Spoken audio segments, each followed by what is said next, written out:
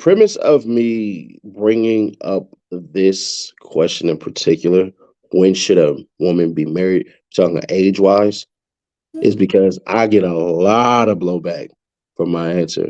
But I'll say that, and I'll basically go off yours. Faith, what age range should a woman be married? Ooh, this is a loaded question, but I would say when she's mentally sound and ready. So, and when her partner is as well. So that can vary. Like, I, No, no, no, no, we're not doing. No, we is not doing that. When you say mentally sound on that BS, that sounds good until you turn around and you try to go rent a car and you ain't 25 and you younger. what first friend that ever got married was 19. She was 19. I think we were still in high school, or we probably just graduated.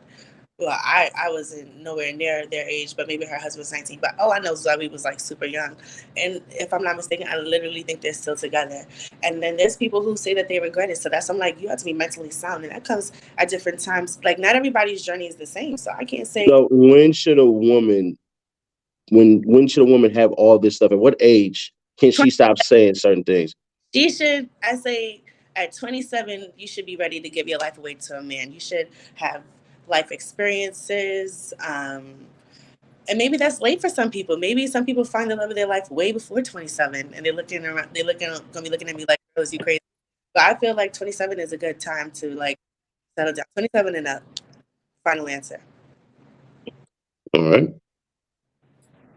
Okay, what you got? I say no earlier than 30. Oh, The reason, earlier than 30. yes, the reason why I say this is because I've been married.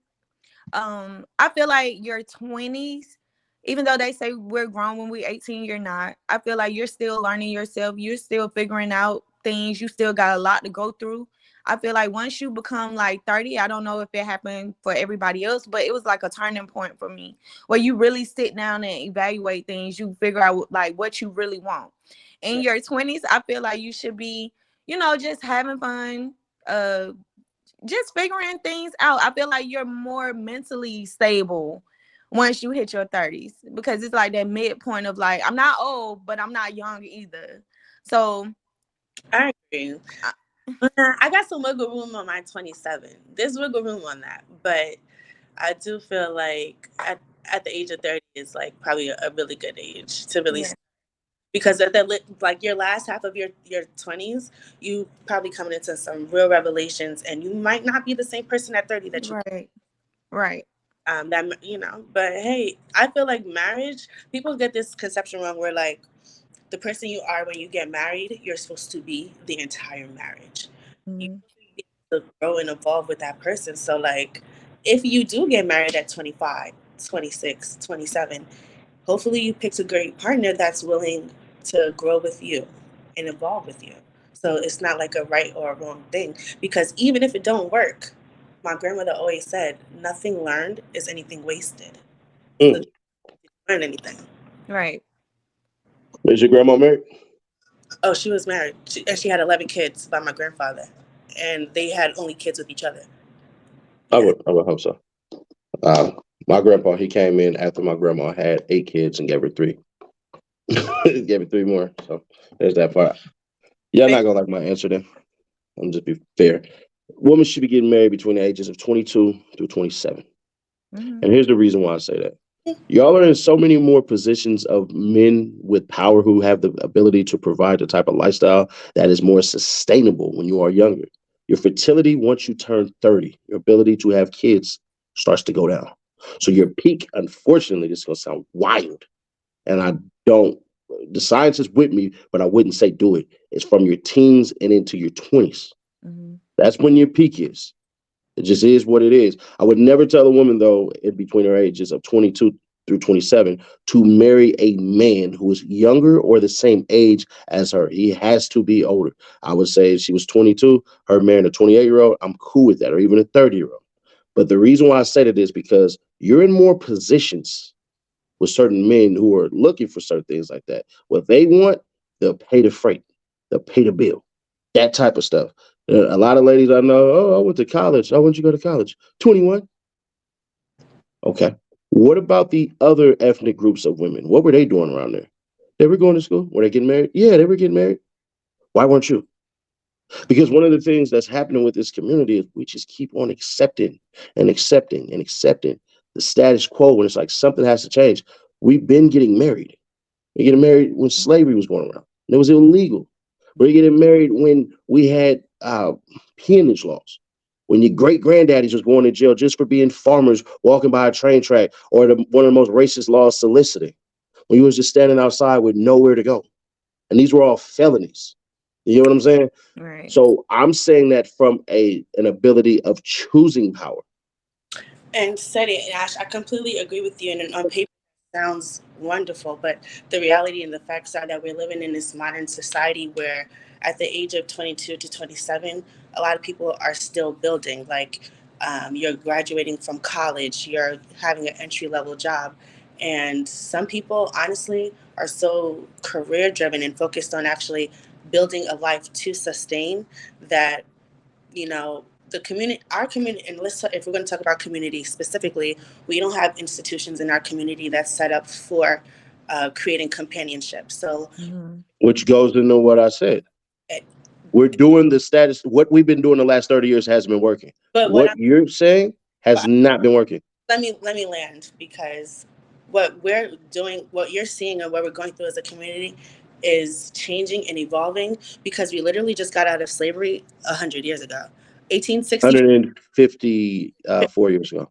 So so they have never been enslaved. They have always had institutions of wealth. They don't have to work as hard to build the wealth that we are hard to. Women just started being able to work in the World War II. So women are just now being able to contribute to society. We're not staying at home. So the drive in our communities is actually different. Every day you're finding out there's a first Black person to do this, a first Black woman to do that, a first Black. We still have so much to accomplish, and we're still breaking down walls and barriers each day that other communities don't have to break down. Me personally, I don't want that. Like I'm sick of it. I don't want it. Like I could go back to. No, I'm serious. I get it. Like, you know, it's a lot of barriers to break or whatever, but I wish it would go back to like how it was before we started trying to get into the workplace. Like I hate it here. I don't like it. I agree with you, but it's also we're living in the effects of Jim Crow and Willie Lynch. So when you have, we're living in who? The effects of Jim Crow and Willie Lynch. So I had to stop you right there. Stop me. Once the 60s came along, we got the Fair Housing Act, we got the voting rights, and we got the anti-discrimination bills. There was redlining up until the 80s, and there's still redlining going on today. Cities are segregated. You can go to any city right now. I just agreed with you. So there's no point to be made there. The thing is this. We are doing three things wrong that all the other communities are not doing. Are doing. Here's number one. We're not getting married. All that stuff you said about Jim Crow and all that, we were still getting married. We still understood. Because what I was saying when our Black family is systematically and incentivized to be broken down, we're not going to get married when first of all, men are not in the house. Well, first of all, let's give a round of applause to Black men, because there's more involvement in fatherhood now in today, 2023, than there has ever been in our communities. So I disagree. I 100% disagree. I wish I had the statistics on me. I don't like to even talk in statistics, but these are facts. No, talk in stats. That's what I do. You good. I don't have them on me, and I would like to. No, I'm saying, even though you don't have them on, you still talking stats, darling. You good. Trust me. Over here, you're good. The sense of Black fathers in Black homes is more than because Black. No, you said ever though. That's the problem. That's the issue that I believe that Kid and me are having. All of that, but my point still is the same, and I'm not even finished landing the point where I'm trying to say that our Black family is dismantled. So yeah, the culture of us getting married has when it's money over bitches and bros before hoes, when those are the colloquial sayings in our culture, then that's the indicator that there's a problem, there's an issue there. So I agree, we're not getting married at the same rate as other races, but that's because that's systematically done. That's the effect that we're living in. That's what I mean. We're living in the effect of Willie Lynch. Okay, so this is what I'm saying. This is what I'm saying. And I'm gonna mute myself so that you can speak. You don't have to mute yourself. No, mute yourself. No. Go ahead. Do your thing. No. Bring yourself in. Nuh-uh. This is good. What I'm trying to get you to understand is what you're talking about is still killing us. We are not having children. I mean, we're not reproducing. When I just told you, at 30 years old, your fertility starts to go down, meaning your ability to make babies is going down. How is that helping the community? Number two, we were still being married. You have the ability as a younger woman to select more sustainable men. If it was really like that, where this mental thing and all this stuff and everything like that is, then why is it the majority of these women of other races, statistically speaking, you can go check the Census Bureau, they're getting married in their 20s. Because So, their culture has institutions that support that. They have quinceañeras. They have social. I don't even know if you know what a quinceañera is? Yes, I do. It's a celebration of womanhood where at the age of 15. At the age of 15, she's supposed to be married off. Okay. And so this is what supports my thing where Why are we saying she's married off at 15 exactly? Because of what? I understand. That's why I said I agree with you on paper, but when I realize the society that we're living in, it's not set up to be that way for us. No, the reason why is because there's the other thing I would say, we're not buying houses. Well, houses are very difficult. The housing market is crazy. You have to be making an average of $724,000 just to get what an average home would have been, like maybe a $400,000 home. You know how much money you need for a first home buyers? You know how much money you need? Yeah, I do. But how much is it? That do you have? Because I follow. How much is it? How much is it? Go ahead. At least $425,000. You need $425,000 to put down for a first home buyer for the program? Buyers, they go. Let me pull it up for you. You stay right there. And I can still hear you. Can you hear me? What does the screen look like when I do this? Black. All right. Well, I can still hear you. So do your thing. I'm waiting on you. No, I'm waiting on you because you asked me the question. So you must have the answer. So I'm gonna wait for your answer, and then I'm gonna bring you what I have. Go ahead. For the first home buyers, you're typically needing just to put down, not the whole entire thing, because nobody's coming through with $450,000 straight out of their own pocket. That'd be crazy to ask. They typically ask for 20 grand. Mm-hmm.